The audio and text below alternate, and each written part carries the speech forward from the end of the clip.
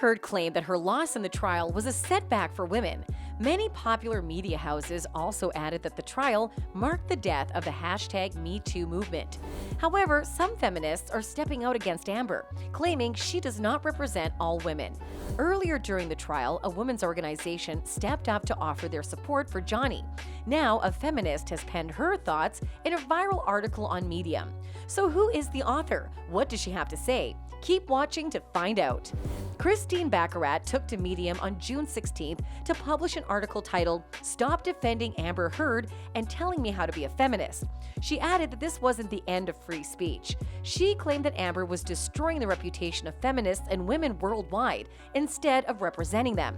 Her article has been met with praise among both supporters of Johnny Depp and feminist organizations. Here's what she had to say in the article. The mainstream media's message in the United States and the United Kingdom regarding the trial and outcome of the highly publicized defamation case involving Johnny Depp and Amber Heard is orgy of misogyny. Think pieces and headlines favoring Heard from major newspapers, public broadcasters, and online publishers ranging from The Atlantic to Vox clog my social media feeds, which Heard's team now blames for tainting the jury's decision. One New York Times author admitted that she never followed the trial, it followed me, citing disgusting TikTok memes and YouTube body language analysis as proof that televising the trial was a huge mistake for victims of domestic abuse. Social media isn't new, and Depp's fans didn't decide the outcome. Given the televised trial's public interest, it's no surprise that it ranked among the top #trending topics or that the internet engaged in satire and comic relief. Remember, Heard used TMZ exclusives to publicize her restraining order filing in 2016, abruptly fired her PR agency in the middle of the 2022 trial and hired a new one, and admitted to using edited or enhanced photos as evidence. How does someone become an abuser in his 60s? Depp and the rest of us wondered. Despite this, the article claims we were part of the Amber Heard hating machine.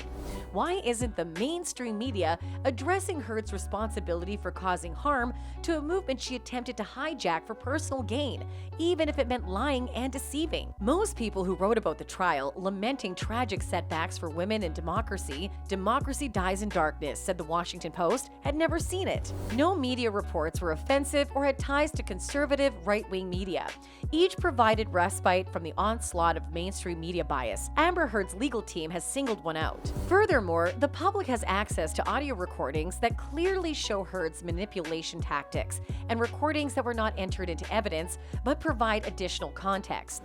Heard is unconvincing and contradictory both on and off the stand, and her other public appearances appeared staged, calculated, or overly effortful.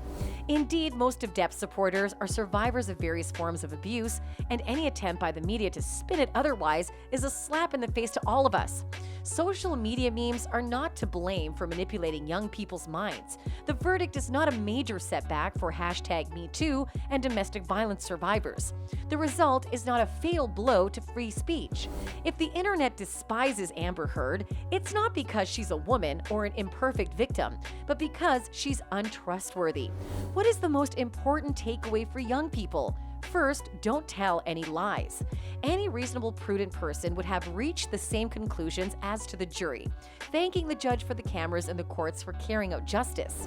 Why shouldn't this trial spotlight male survivors of intimate partner violence? A win for men does not always imply a loss for women.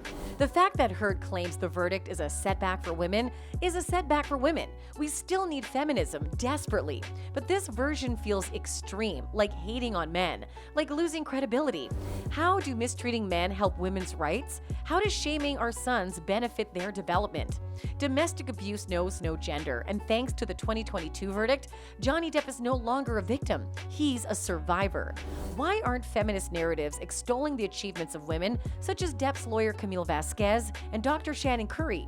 Or are you attempting to protect young girls from narcissistic parental abuse? Both Depp and Heard suffered from childhood trauma, making them more vulnerable to becoming victims or perpetrators of abuse as adults. So why don't we discuss it? Why aren't we discussing reactive abuse or psychological projection, given how much of both we've seen in this trial? Heard has given us a lot to talk about, from flying monkeys to gaslighting and physical abuse, including the intricate ways cluster B personality traits manifest in a person's life. life and wreak havoc on relationships. Depp has taken 6 years to clear his name. Heard was found guilty of lying by a jury of her peers. Defamation is not and has never been protected speech, and the burden was on Depp's team to demonstrate this. Let us believe all women, all survivors, while maintaining the presumption of innocence until proven guilty. What do you think of Christie's article? Let us know in the comments down below.